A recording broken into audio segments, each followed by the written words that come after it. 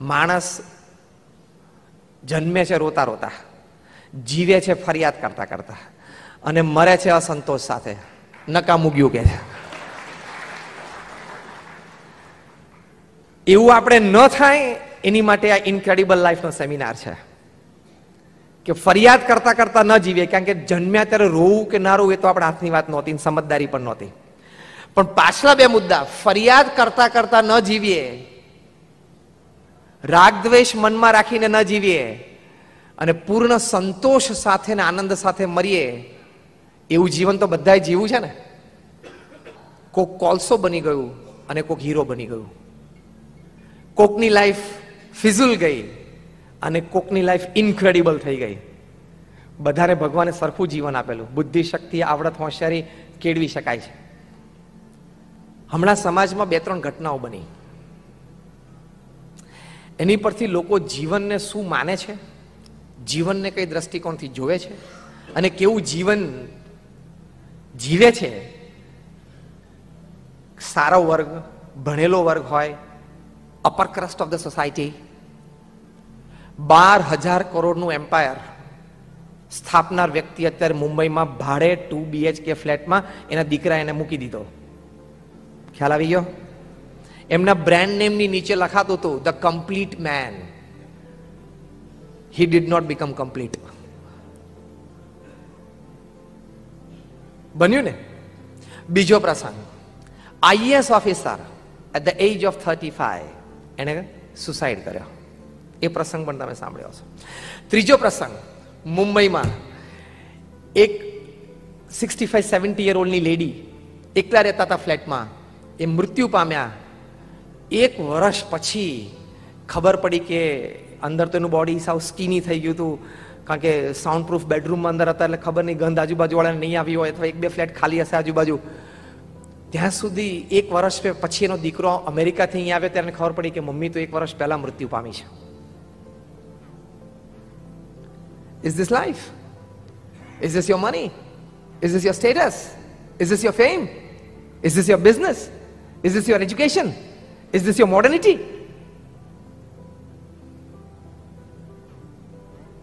આ 3 પ્રસંગોએ તો આખા સમાજને હલાવી નાખ્યો. એટલે આપણે ઘણી વખત આપણી વિચારધારાથી જીવીએ છીએ.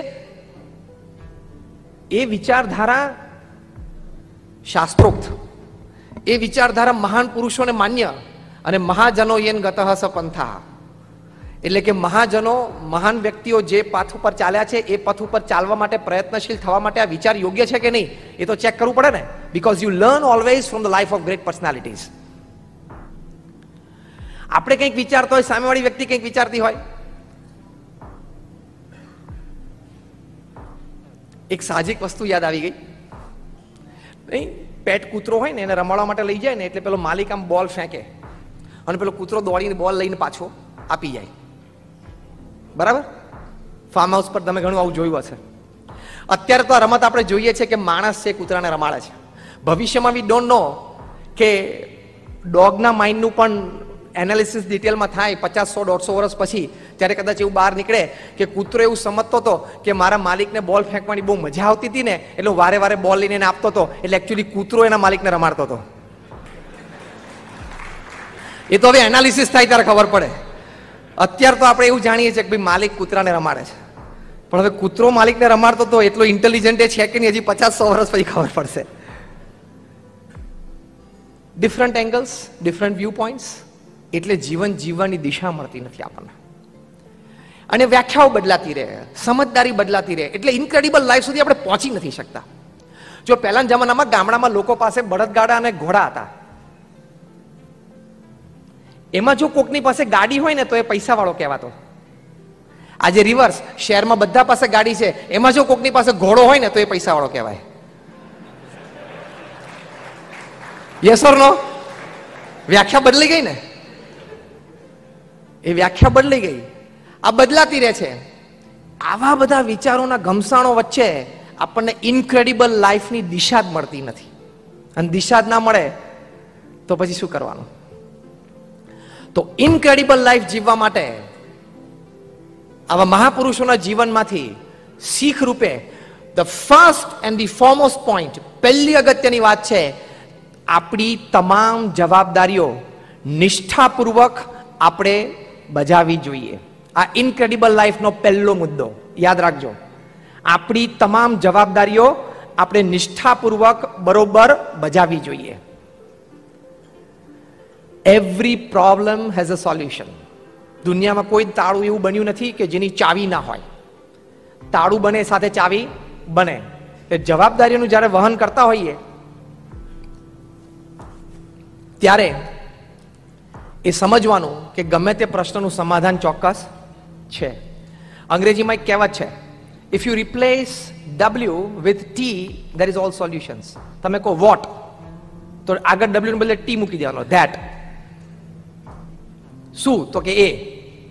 તમે કહો વેન, ક્યારે, તો W કાઢીને T મૂકી દેવાનો, ધેન, ત્યારે. તમે કહો વાય, આ શું કામ, તો T મૂકી દેવાનો, ધાય, તું અને એ.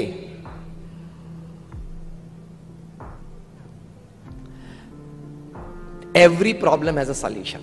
દરેક પ્રશ્નનું એક સમાધાન છે જ. એ સમાધાન આપણે દ્રષ્ટિ સમક્ષ રાખીએ તો વ્યવહારિક સાંસારિક બધા પ્રશ્નોનું સમાધાન એમાં રહેલું છે, એ નિશ્ચિત છે. 5 રીતે સમાધાન કોઈ પણ વ્યવહારિક કે સાંસારિક પ્રશ્નનું આવે. પહેલો, નિર્ણય કદાચ તાત્કાલિક નહીં લઈ શકાય તો એ પ્રશ્નને સમય આપવાનો. થોડો સમય ગયા પછી પણ પ્રશ્ન ન સોલ્વ થતો હોય તો સમજણ રાખવાની કે ઇટ વિલ કન્ટિન્યુ લોંગર. ઘણા વખત સમજણ પછી પણ એ પ્રશ્નનું સમાધાન ના આવે તો સાંખ્ય રાખવાનું, ભૂલી જવાનો, ફોરગેટ ધ ક્વેશ્ચન. અને એના પછી પણ જો ભૂલાય નહીં તો નસીબ માનવાનું, the question also stands, the problem also stands, you also stand. Simple. પણ રડવાનું નહીં, દબાઈ નહીં જવાનું, પાછા નહીં પડવાનું. પ્રશ્ન તો આવે તો નિર્ણય લઈ લેવાનો, નિર્ણયથી ના પતે તો સમય આપવાનો, સમયથી ના પતે તો સમજણ રાખવાની, સમજણથી ના પતે તો સાંખ્ય કરવાનું, સાંખ્યથી ના પતે તો નસીબ સમજીને ચલાવી લેવાનું. બીજું શું છે? As simple as that. Either solve your problem, either live it or live with it. Simple. કાં તો પ્રશ્નનું સમાધાન લાવવાનું, કાં તો પ્રશ્નને છોડી દેવાનો, અને કાં તો પ્રશ્ન સાથે જીવતા શીખી જવાનું. આ 3 જ ઉપાય છે. આ માસ્ટર કરીએ ને આ આર્ટને, that is called incredible life. Either solve your problem or leave your problem or live with your problem. Simple. આને incredible life કહેવાય. તો એ વાત એ આપણે આપણા હૃદયમાં દ્રઢ કરવાની કે every problem has a definite solution. બીજી વાત, સાંસારિક જવાબદારીઓમાં તમે કમાઓ છો, નોકરી ધંધા કરો છો, તમારા ફેમિલીને સારી રીતે સાચવો છો, બાળકોને અભ્યાસ આપો છો, એટલે એ વિભાગની આપણે અત્યારે વાત નથી કરતા. પણ એનાથી એક સ્ટેપ આગળ જે તમારી જવાબદારી છે, ઇનક્રેડિબલ લાઈફ તમારી અને તમારા કુટુંબીજનોની બનાવવા માટે, એ તમારે તમારા કુટુંબીજનોને સંસ્કારિત કરવા પડે. તમે મોલમાં લઈ જાઓ છો તમારા ફેમિલી મેમ્બર્સ, ઓકે. થિયેટરમાં લઈ જાઓ છો, ઓકે. એન્ટરટેનમેન્ટ માટે લઈ જાઓ છો, ફાઇન. પાર્કમાં લઈ જાઓ છો, ફાઇન. પણ તમે એવા સ્થાનોમાં પણ લઈ જાઓ કે જ્યાંથી એને મોરાલિટી અને સ્પિરિચ્યુઆલિટી, નૈતિકતા અને આધ્યાત્મિકતાની પ્રેરણા મળે. દિલ્હી અક્ષરધામમાં છેલ્લા 12 વર્ષમાં ઓન એન એવરેજ રોજ 17,000 ફૂટફોલ છે. પહેલા તો અમે બધા પ્રસંગો યાદ રાખતા હતા, પછી હવે અમે પ્રસંગો યાદ નથી રાખી શકતા. કેટલા બધા લોકોના જીવન પરિવર્તનો થયા, કેટલા ડિવોર્સીસ અટકી ગયા, મા બાપ વચ્ચેના અને સંતાનો વચ્ચેના પ્રશ્નો એના સમાધાન આવી ગયા, કેટલા લોકોની ખોટી આદતો છૂટી ગઈ, કેટલા બધાના નોનવેજ વ્યસનો ઇત્યાદિ છૂટી ગયા. આવા હજારોની સંખ્યામાં પ્રસંગો ત્યાં બન્યા.